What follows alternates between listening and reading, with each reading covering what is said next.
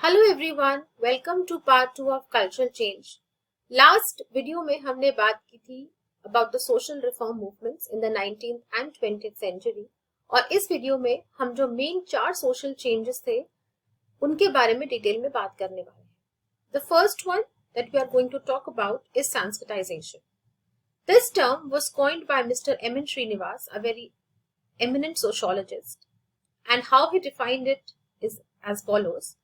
He says Sanskritization is a process by which a low caste or tribe or other group takes over the customs, rituals, beliefs, ideology and style of life of a high and twice born caste. इसका मतलब समझ लेते हैं।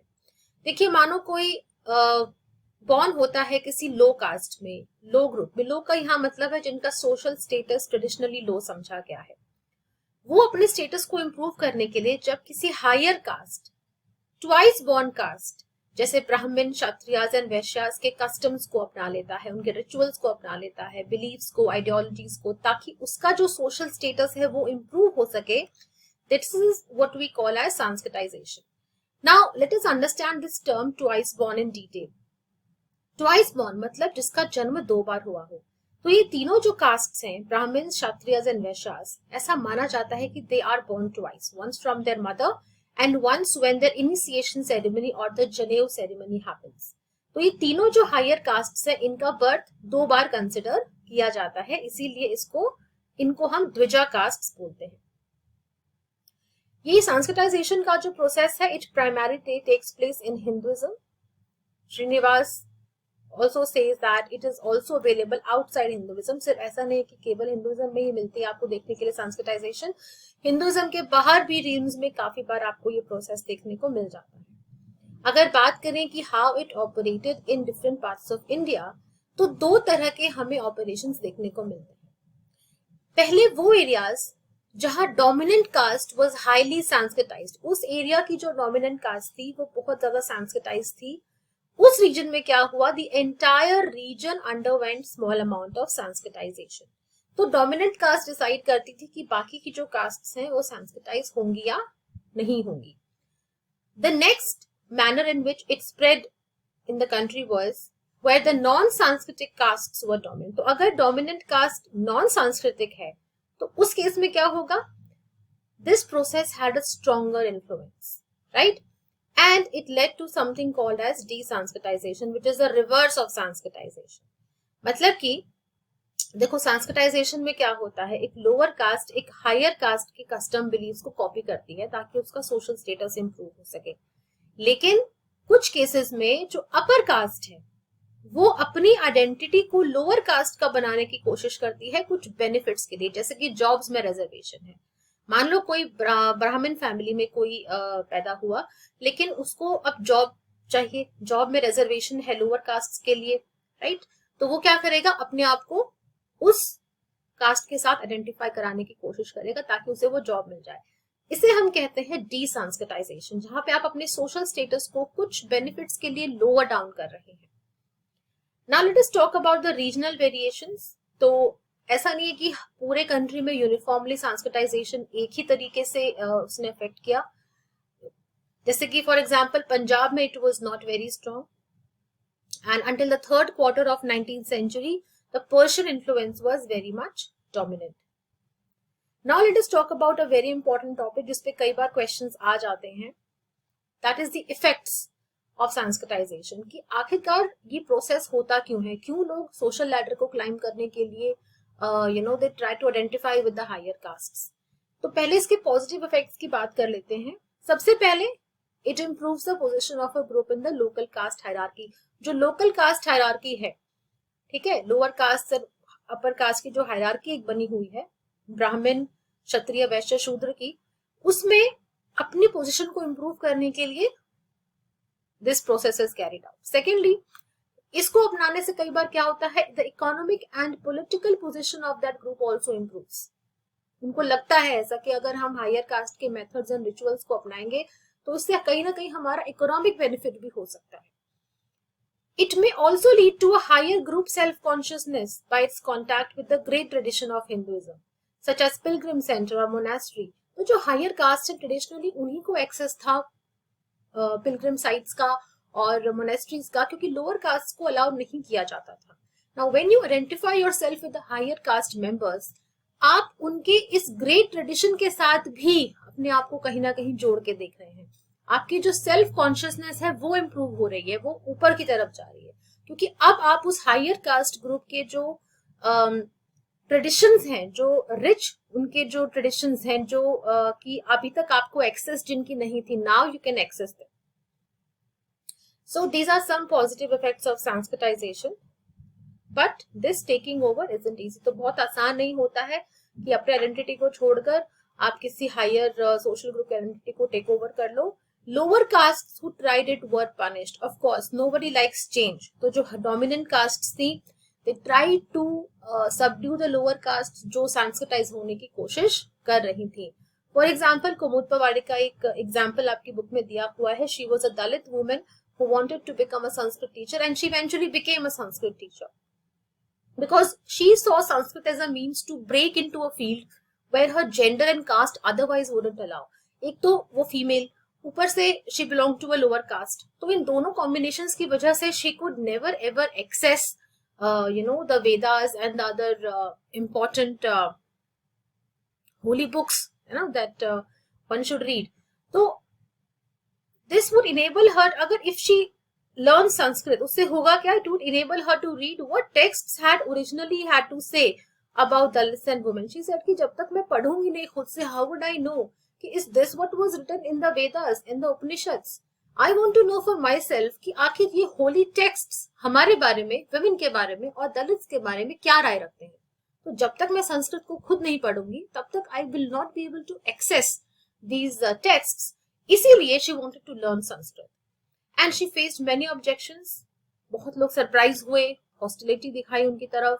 कुछ लोगों ने guarded तरीके से एक्सेप्ट किया पर छुप छुप के एक्सेप्ट किया. And somewhere she faced brutal rejection. लोगों ने पूरी तरह से उनको रिजेक्ट, उनके इस आइडिया को कर दिया. Sanskritization also leads to improvement of financial status by adopting ways of high placed groups. तो यही मैंने ऑलरेडी आपको बताया है कि इकोनॉमिक बेनिफिट भी कई बार जो है लोअर कास्ट को लगता है, क्योंकि जो रेफरेंस ग्रुप होता है, रेफरेंस ग्रुप वो है जिसके जैसा आप बनना चाह रहे हो, जिसको आप रेफर कर रहे हो, राइट. कई बार जो रेफरेंस ग्रुप होता है वो फाइनेंशियली बेटर ऑफ होता है, तो उनके अगर आप तरीके अपना लेंगे, you also stand a chance of improving your financial status. So these are some reasons why people went for Sanskritization, why it became popular. इसके कुछ पॉजिटिव इफेक्ट्स. लेकिन वही बात कर लेते हैं क्रिटिसिज्म की. Again a very important topic, कि किन ग्राउंड्स पे इस प्रोसेस को क्रिटिसाइज किया गया. सबसे पहले, इट एग्जैजरेट्स सोशल मोबिलिटी और the scope of lower caste to move up the social ladder. तो ये जो सोशल मोबिलिटी है कि आप अपनी पोजीशन को इंप्रूव करने के लिए सोशल, इकोनॉमिक, आप एक सोशल लैडर को क्लाइम कर रहे हो, संस्कृताइजेशन इसको ओवर एग्जैजरेट करती है, राइट.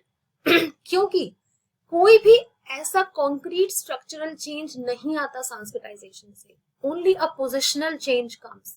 रियली में कितना चेंज आया उनकी लाइफ में वो बहुत अलग है as compare to what they initially thought would come, right. And inequalities continue to persist, though some individuals are able to improve their position. तो ऐसा नहीं है, अगर हर कोई संस्कृताइज होने की कोशिश करेगा तो all of them are going to reap the benefit. सिर्फ कुछ ही लोग होंगे जिनको इसका बेनिफिट मिलेगा, बाकी that inequality still persists. आज भी वही रवैया है लोगों का लोअर कास्ट की तरफ, दलित्स की तरफ, जो पहले था. तो संस्कृताइजेशन की वजह से इनइक्वालिटी चली गई है ऐसा कहना तो सही नहीं होगा. That is the first criticism. The second point of criticism is that the ideology of Sanskritization justifies inequality. देखिए, जब आप बोल रहे हैं कि कोई अपनी पोजीशन को इंप्रूव करने के लिए किसी के तौर तरीके अपनाना चाह रहा है, आप यहीं पे जस्टिफाई कर दे रहे हो कि हाँ, inequality एग्जिस्ट करती है and that is why people are trying to overcome it, right? Exclusion exist करता है और people are trying to overcome it. ये जो कॉन्सेप्ट है संस्कृताइजेशन का, it justifies pollution and purity. जो अपर कास्ट कहती थी कि ये जो लोअर कास्ट हैं, they are polluted, we are not going to touch them, they are untouchables. उस चीज को ही जस्टिफाई करता है कि लोग इतने ज्यादा परेशान हो गए हैं उस स्टेटस से, अपनी अनटचेबिलिटी से, और क्योंकि वो एक पोल्यूटेड कास्ट है, that they want to move up now. So it somewhere justifies pollution and purity of the groups, कि कुछ ग्रुप्स हैं वो प्योर हैं जो हायर कास्ट हैं, लेकिन जो लोअर कास्ट हैं they are polluted, right. Looking down upon certain groups as lower caste, जब आप एसेंस में यही बोल रहे हो कि लोअर कास्ट कोशिश कर रही है ऊपर मूव करने की, that means you are looking down upon them as lower caste. आप एक्सेप्ट कर रहे हो कि हाँ ये वाकई में लोअर कास्ट हैं, and they are, they are trying to move up the social ladder, is a mark of privilege. Okay, no equality possible in society. Okay, reality में अगर आप देखेंगे तो आसपास ये कितना भी कोई कोशिश कर ले, डोमिनेंट कास्ट नहीं अलाउ करती है इस चीज को, तो इनइक्वालिटी फिर भी परसिस्ट करती है. अब एक छोटा सा पैराग्राफ है आपके एनसीईआरटी में which talks about the concept of purity and pollution. Okay, so it presents the views of a lower caste person about goldsmiths. यहाँ पे वो गोल्डस्मिथ्स, जिनको हम आम भाषा में सुनार कहते हैं, जो कि गोल्ड का काम करते हैं, एक गोल्डस्मिथ अपने व्यूज बता रहा है. Although are placed higher up in the hierarchy, they are more polluted.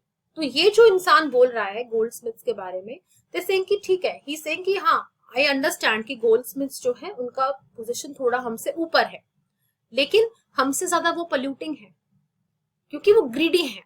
तो सिर्फ एक पर्टिकुलर कास्ट में बॉर्न होता ही पोल्यूशन नहीं होता है. आपका जो प्रोफेशन है, आप जो काम कर रहे हो, that also can make you polluted. Other higher caste due to polluting work they do. तो ये क्या कर रहा है, ये अपने और कास्ट को जो है he is looking down upon them, क्योंकि इसको लगता है कि ये तो हमसे ज्यादा पोल्यूटेड है. तो कहीं ना कहीं सांस्कृताइजेशन इस पोल्यूशन और प्योरिटी को जस्टिफाई करती है, जहां हर कोई दूसरे को ब्लेम करने में लगा हुआ है कि ये पोल्यूटेड है, हम प्योर है. ठीक है, इनका तो काम ऐसा है इसलिए ये पोल्यूटेड है, हम प्योर है. So it tries to justify this particular point. Next point is it makes discriminatory ideas a way of life. Discriminatory ideas जो ट्रेडिशनली हिस्टोरिकली जो डिस्क्रिमिनेशन होती आई है लोअर कास्ट के अगेंस्ट, उसको ये नॉर्मलाइज करने की कोशिश करता है. Everyone aspires to be in a position from where they can look down upon others. हर कोई कोशिश कर रहा है कि हम दूसरों को और नीचा देखें.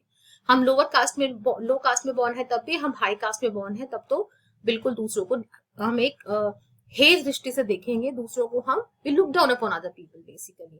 तो ये पैराग्राफ इसी की बात करता है. And this kind of thinking is totally against democracy, right. Next is leads to practices of secluding girls and women.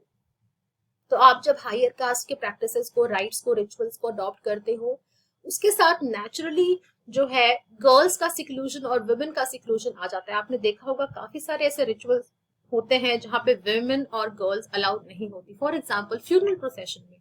अब हमारी कंट्री में, हमारे किसी भी शास्त्र में ऐसा नहीं लिखा हुआ है कि women and girl can not go to the cremation ground, but कुछ प्रैक्टिसेस की वजह से इसको नॉर्मलाइज कर दिया गया and now this is the acceptable norm.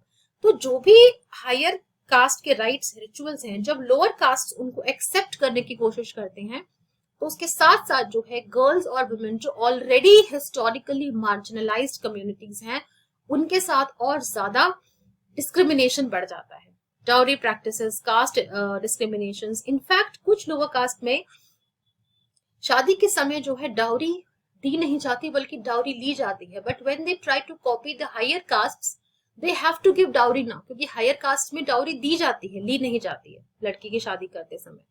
So these practices inadvertently they increase the seclusion of girls and women. Next point that you have to consider, in fact the last point under criticism is this, it erodes the key characteristics of Dalit culture and society. क्योंकि देखो society में हर तरह का काम करने वाला इंसान चाहिए, हायर पोजीशंस के चाहिए और लोअर पोजीशंस के लिए भी हमें लोग चाहिए. अगर हर कोई सांस्कृताइज होने की कोशिश करेगा तो लेबर का काम कौन करेगा? लेबर को लोग एक नीच दृष्टि से देखेंगे, लोगों को लगेगा कि तो बहुत ही मेनियल काम है, हम क्यों काम करें, हम तो ब्राह्मण्स, हम तो क्षत्रियास वाले काम करेंगे.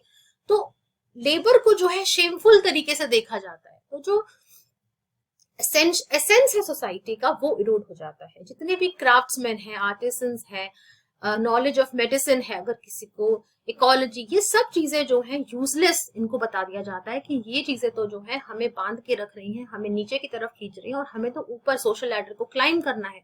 So we should not, we should say tata bye bye to all the traditional knowledge, because they feel कि it is inferior, and अगर हमें social ladder climb करना है तो हमें इस knowledge को पीछे छोड़ना होगा, right? Now let us have a look at the contemporary view of or the current status that sociology has. See, 20th century में anti Brahmanical movements and regional self consciousness के बढ़ने की वजह से क्या हुआ, people decided to drop the Sanskrit words. Anti Brahmanical movement मतलब ब्राह्मणिज्म के अगेंस्ट, उनकी पोजीशन को चैलेंज करने के लिए जो मूवमेंट शुरू हुई थी, लोगों में सेल्फ कॉन्शियसनेस आई. They started taking pride in being who they are rather than copying and trying to become someone they are not. इसके अलावा बैकवर्ड क्लासेस मूवमेंट ने भी बहुत ज्यादा तूल पकड़ा इस समय पे, and the backward classes movement emphasize the role of secular factors in the upward mobility, right.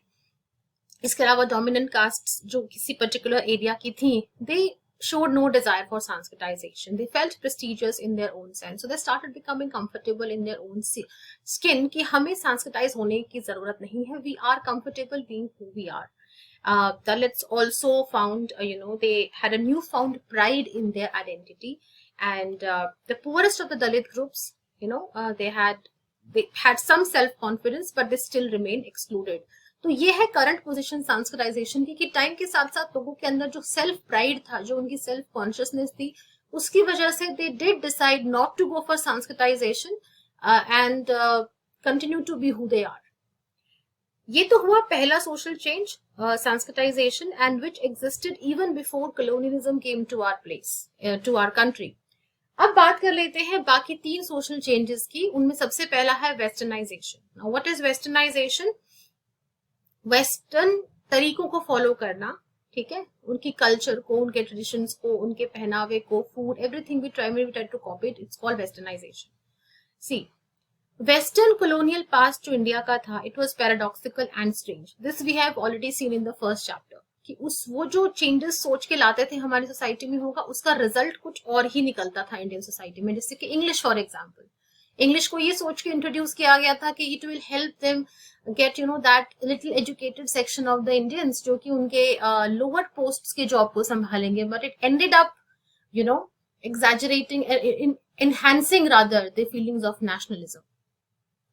अब वेस्टर्नाइजेशन की भी definition mister M N Srinivas ने दी है. He says the changes, it is those changes which are brought about in Indian society and culture of over 150 years of British rule. British rule जो 150 years से भी ज्यादा हमारे कंट्री में रहा, उसकी वजह से हमारी सोसाइटी और कल्चर में जो भी चेंजेस आए, they are considered under westernization.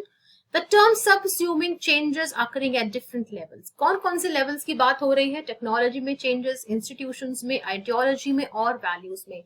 तो इन चीजों में जो जो चेंजेस आए due to the British colonial rule, that is what we call as westernization. Now there are two boxes given, boxes 2.2 and 2.3.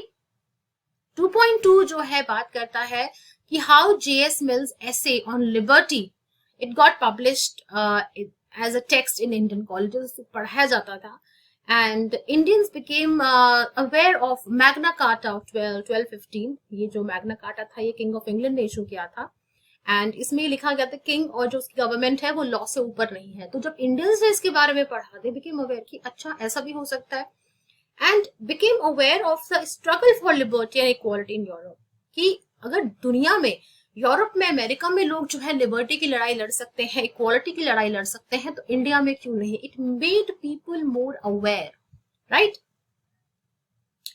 इसके अलावा 2.3 बात करता है एक एक्सर्प्ट की. एक्सर्प्ट होता है एक अंश, किसी एक लिटरेचर के पीस का एक छोटा सा पार्ट आप उठा लेते हैं उसमें से, उसको हम एक्सर्प्ट कहते हैं. It is an excerpt from the ethnographic study of the थिया कम्युनिटी इन केरला.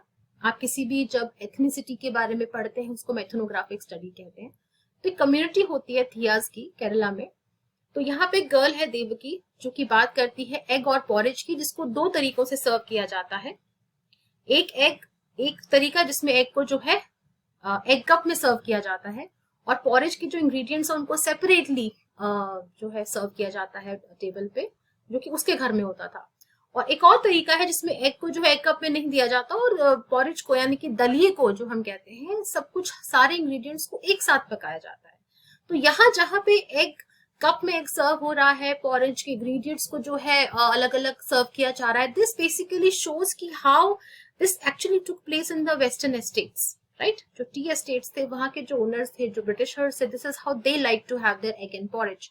तो इस तरह से जो है वेस्टर्न इन्फ्लुएंस, अब क्योंकि उसकी मदर वहां काम करती थी, तो वही इन्फ्लुएंस जो है उसके घर में भी आ गया। सो इट्स शोज की डे टू डे लाइफ में जो है वेस्टर्नर्स का हमारी लाइफ में क्या इन्फ्लुएंस रहा था।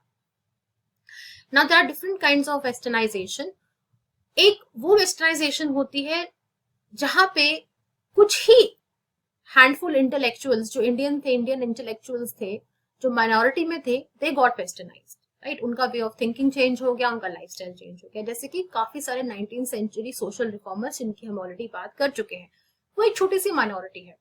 दूसरा जो तरीके का वेस्टर्नाइजेशन हुआ, that was the general spread of westernization and general spread of the western cultural traits, जो कि बहुत बड़े स्केल पे, लार्ज स्केल पे हुआ, जिससे कि कहाँ कहाँ चेंजेस आए, टेक्नोलॉजी में, ड्रेस में, फूड में। जैसे कि टीवी सेट्स पहले इंडिया में मौजूद नहीं थे, टीवी की प्रेजेंस आ गई। Sofa set is a very western concept. Dining table, ये ट्रेडिशनली भारतीय तो जमीन पे बैठ के खाना खाते हैं, राइट, और that is the best way actually of having food. Plates में खाना सर्व होने लगा। आइडियली जो है लोग पहले इस तरह का जो डिनर वेयर, जो सर्व वेयर आज के टाइम में इस्तेमाल होता है, ये पहले कंसेप्ट इस चीज का नहीं था। तो फोक्स एंड स्पून से लोग खाना खाने लगे, हमें हाथ से खाने की आदत है, राइट। ये सारे जो चीजें हैं इंडिया में स्प्रेड हुई, and that is how the western influence got into our way of life. Westernization involves imitation. Imitation मतलब नकल करना, of external forms of culture. हम किसी बाहर की कल्चर को उसकी नकल कर रहे हैं। It doesn't necessarily involve people adopting values of democracy and equality. देखो, अगर वेस्टर्नाइजेशन आपको पूरी तरीके से करना है तो आप सारे आइडियल्स को कॉपी करो ना। जिस तरह से वो लोग डेमोक्रेटिक प्रिंसिपल्स को अपहोल्ड करते हैं या फिर इक्वालिटी को प्रमोट करते हैं, आप वो भी कीजिए। सिर्फ जो है इमिटेट करने से आप वेस्टर्नाइज नहीं होते हैं। Westernization it is not just mere copying someone else's lifestyle. For example, people might be highly educated, किसी ने PhD किया हुआ है, ठीक है, but may still hold a lot of prejudice against certain groups and communities. अब देखो, PhD किया हुआ है लेकिन अपने घर में आने वाली जो उनके हेल्प है, जो हाउस हेल्प है, डोमेस्टिक हेल्प है, उसके साथ वो लोग बहुत बुरा बर्ताव करते हैं।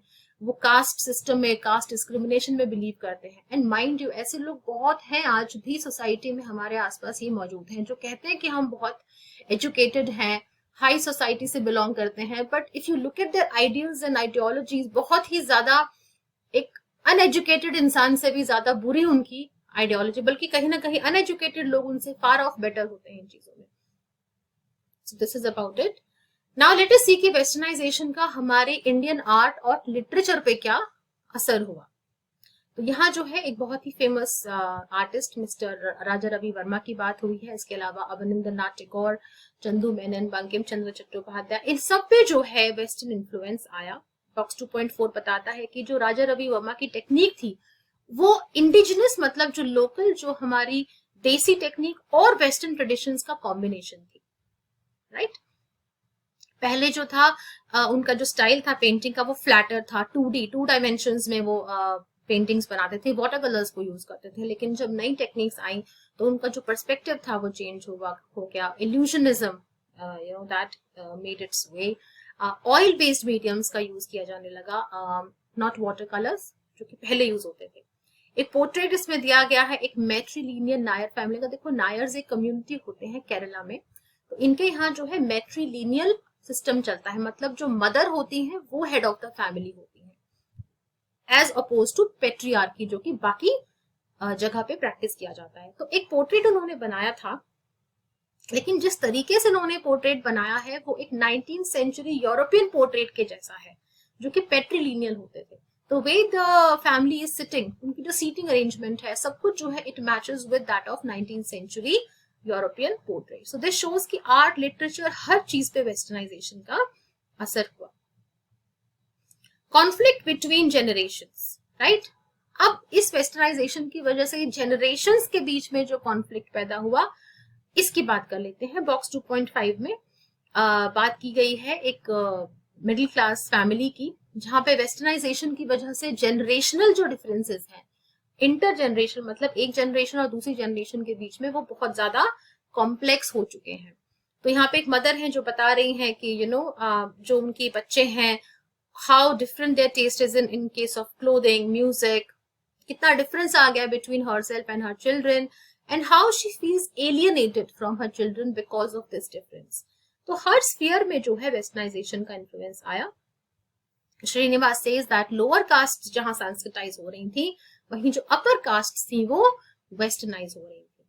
And this generalization is difficult to maintain in a culturally diverse country like India. तो इंडिया में तो आप कोई भी जनरलाइज्ड बात कर ही नहीं सकते, क्योंकि यहाँ तो हर चीज किस तरह से शेप लेगी वो बहुत ही डिफरेंट है। आप एक जनरल स्टेटमेंट इंडिया के लिए नहीं दे सकते, राइट। फॉर एग्जाम्पल, इसी बात को रिफ्यूट करने के लिए श्रीनिवास जी की, थियास जो है केरला के, एक अपर कास्ट सोसाइटी नहीं है, but they made efforts to westernise. Srinivas ने क्या बोला था, that upper caste westernise, lower caste get Sanskritise. लेकिन जो ये थियास थे which are not an upper caste, they made an effort to westernize. जो elite थियास थे, they led a cosmopolitan life, ठीक है, शहरों में रहते थे, and they said कि कास्ट सिस्टम बुरा होता है, राइट। इसी तरह नॉर्थ ईस्ट में जो है वेस्टर्न एजुकेशन की वजह से काफी सारी अपॉर्चुनिटीज जो है ओपन अप हो गई। बॉक्स 2.6 टॉक्स अबाउट इट कि how people started viewing English education as a means of upward social mobility. लोग जो है इंग्लिश को एज अ मीडियम देखने लगे कि हमारे लिए नए जो रास्ते हैं अपॉर्चुनिटीज के, वो ये खोल सकता है, specially for women. Okay, so that's one more critique of Mr. M. N. Srinivas. इसके अलावा westernisation is increasingly becoming associated with Americanisation, the new raj. इस टॉपिक में क्या है कि इंडिया जो थी, देखिए ब्रिटिश कॉलोनी थी, राइट। हम डेट्स कैसे लिखते थे इस फॉर्मेट में पहले, लेकिन यूएसए ने जब से 9/11 अटैक्स जब हुए तो मंथ पहले लिखना शुरू कर दिया, डेट बाद में लिखनी शुरू कर दी। इंडिया ने भी इसको अडॉप्ट कर लिया, क्योंकि जब हमारे यहाँ मुंबई ट्रेन ब्लास्ट हुए तो हमने उसको 7/11 जो है करना शुरू किया, क्योंकि अब USA was a dominant economy, right. हमारी जो एक्सेंट थी पहले ब्रिटिश थी, अब अमेरिकन है। सो वेस्टर्नाइजेशन जो पहले ब्रिटिश होती थी, अब वो ज्यादा अमेरिकनाइजेशन की तरफ उसका झुकाव होता जा रहा है। Now we are left with two more topics, which are modernization and secularization. ये दोनों जो प्रोसेसेस हैं, modernization and secularization, these are linked, क्योंकि दोनों ही मॉडर्न आइडियाज का पार्ट है। Both are part of modern ideas. Modernization की बात करें तो अर्ली ईयर्स में it led to the improvement in technology and production. जब स्टार्टिंग में मॉडर्नाइजेशन आई तो इन दोनों चीजों में उससे इम्प्रूवमेंट हुई, and later this path of development was taken by Europe and America. Initially इसका जो मीनिंग था that was positive and desirable values. तो मॉडर्नाइजेशन को पहले जो लोग समझते थे वो ये कि अगर हमारे अंदर डिजायरेबल वैल्यूज आती हैं, पॉजिटिव वैल्यूज आती हैं, that means we have modernized. Okay, but Indian context में अगर हम इसको देखें तो हमारी मॉडर्नाइजेशन और सेक्युलराइजेशन बहुत डिफरेंट थी from that of the west, क्योंकि हमारी मॉडर्नाइजेशन जो थी वो हुई थी during colonial times. Now talking about modernization, it has been defined by sociologists Rudolph and Rudolph. This paragraph is given in your book. People are influenced not just by local but universal context. तो लोग जो है ना केवल उनकी locality में जो होता है उससे इन्फ्लुएंस होते हैं, बल्कि पूरे वर्ल्ड में जो हो रहा है उस कंटेक्स्ट से भी लोग अफेक्ट होते हैं।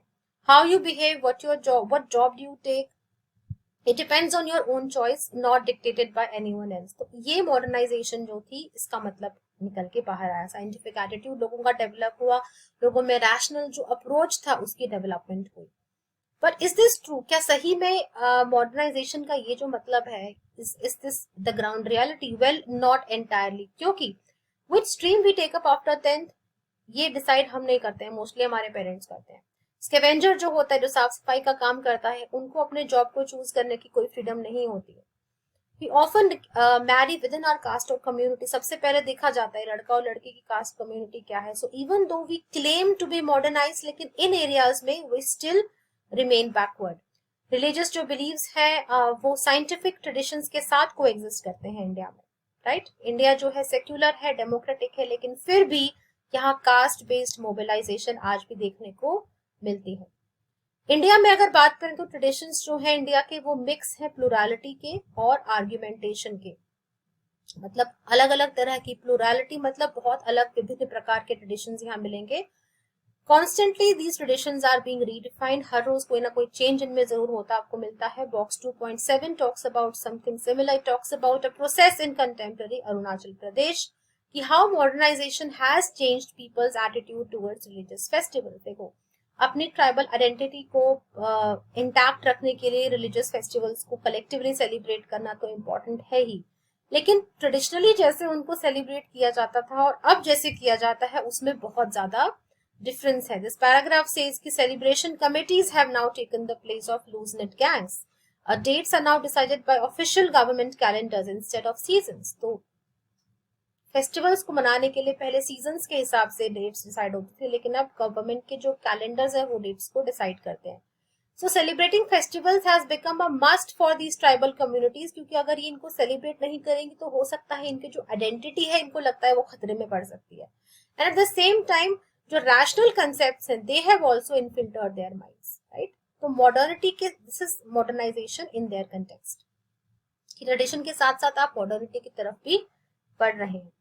टॉकिंग अबाउट सेक्युलराइजेशन, तो ट्रेडिशनली इसका जो मीनिंग था वो था decline in the influence of religion, की रिलीजन की इंपॉर्टेंस कम हो रही है। That means you are becoming secular, you are giving equal importance to all religions. Modernization theorists assume that modern societies become increasingly secular. उनको लगता है कि जैसे जैसे कोई सोसाइटी मॉडर्नाइज होगी ऑटोमेटिकली वो सेक्युलर भी हो जाएगी। अब इंडिकेटर्स क्या है सेक्युलराइजेशन के, कि कोई सोसाइटी सेक्युलराइज हो रही है अभी कैसे पता चलेगा? Degree to which people hold religious beliefs, कितना आपके लिए आपके रिलीजियस बिलीव्स डियर हैं, आप कितना उनको होल्ड ऑन करते हैं, कितना इंपॉर्टेंस आप उनको देते हैं डे टू डे लाइफ में। Social and material influence of religious organisations, अगर आप किसी रिलीजियस ऑर्गेनाइजेशन के साथ अटैच्ड है तो उसका कितना इन्फ्लुएंस आपकी डे टू डे लाइफ में है, कितना इन्वॉल्वमेंट है लोगों का रिलीजियस ऑर्गेनाइजेशंस के साथ। तो ये सब पैरामीटर्स बताते हैं कि कितना डिग्री ऑफ सेक्युलराइजेशन है किसी भी सोसाइटी के अंदर। However, recent years have seen an unprecedented growth of religious consciousness and conflict. तो दोनों ही चीजों का इंक्रीज हुआ है। रिलीजियस कॉन्शियसनेस मतलब रिलीजन के साथ जो जुड़ाव है लोगों का, जो इंक्लिनेशन है वो भी बढ़ी है, और जो रिलीजन्स के बीच का जो कॉन्फ्लिक्ट है वो भी साथ ही साथ बढ़ा है। तो ये जो असम्पशन है कि modernity leads to decline of religion, ये ट्रू पूरी तरह से नहीं है। Western and modern forms of communication, organization and ideas led to the emergence of new kinds of religious reform organizations. अब अगर रिचुअल्स की आप बात कर रहे हैं इंडिया में, तो ये जो है इस पे कई बार क्वेश्चन आ जाता है कि how do rituals in India talk about the pursuit of secular ends. देखिए, अगर आप एड्स के मैसेजेस की बात करें, फेस्टिवल्स के टाइम पे जो एड दिखाई जाती हैं, तो उसमें जो है सेक्युलरिज्म की बात की जाती है कि अलग अलग रिलीजन के लोग एक ही फेस्टिवल को सेलिब्रेट करने की कोशिश कर रहे हैं। रिचुअल्स जो है they provide us with occasions for socializing. किसके साथ सोशलाइज करते हैं? रिलीजन्स पे, अपने फैमिली के साथ, फ्रेंड्स के साथ। तो लोग रिलीजन फेस्टिवल्स को जो है, रिचुअल्स को एक तरीके से यूज करते हैं अपनी वेल्थ को शो ऑफ करने के लिए, क्लोथिंग को शो ऑफ करने के लिए, अपनी ज्वेलरी को शो ऑफ करने के लिए। ये एक और इसका सेक्युलर परस्यूट है। Now very important topic secularization of caste, इस पे भी मोस्टली क्वेश्चंस आ जाते हैं। I am making a separate video जिसमें कि सारे प्रीवियस ईयर क्वेश्चंस मैं इस चैप्टर के कवर करूंगी। कास्ट जो वर्ड था ये पोर्टुगीज लेके आए थे इंडिया में 500 साल पहले लगभग। कास्टा जो वर्ड है ये पोर्टुगीज वर्ड है। एंड हमारे इंडिया में जो है वर्ण जाति सिस्टम एग्जिस्ट करता था, जिसको इन्होंने कास्ट का नाम दे दिया। ट्रेडिशनल जो है कास्ट के बारे में जो व्यूज थे वो प्योरिटी और पोल्यूशन वाले थे। जो अपर कास्ट थी, द्विजास थे, उनको प्योर माना जाता था, और जो लोअर कास्ट थे उनको पोल्यूटेड माना जाता था। लेकिन आज जो है caste, they work as political pressure groups. Politicians जो है इन कास्ट के साथ एफिलिएट होते हैं और इनको as a vote bank create किया जाता है, और ये कास्ट जो है दे डिसाइड करती हैं कि नेक्स्ट काउंसलर या नेक्स्ट एमएलए या नेक्स्ट एमपी कौन होगा। They have detached from the ritual status hierarchy, की जो ट्रेडिशनली जो उनको पोजीशन दे दी गई थी हायरार्की के अंदर कि तुम लो कास्ट हो या अपर कास्ट है, उससे ये लोग कहीं ना कहीं डिलीनेट, डिटैच हो गए हैं।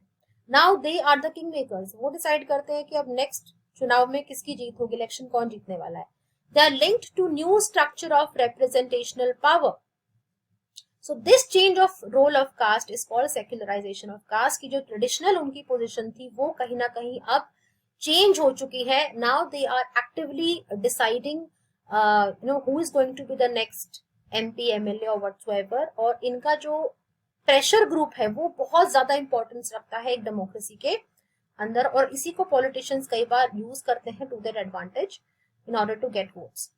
अब ये जो बॉक्स है आपका 2.8, इसमें बात की गई है कास्ट स्ट्रक्चर्स के बारे में, कि कास्ट स्ट्रक्चर्स जो है ये हमारी ट्रेडिशनल सोशल सिस्टम के लिए इनहेरेंट है, मतलब ये कहीं जा नहीं सकते, दे कैन नॉट डिसअपियर, रातों रात ही कास्ट डिसअपियर नहीं हो सकती.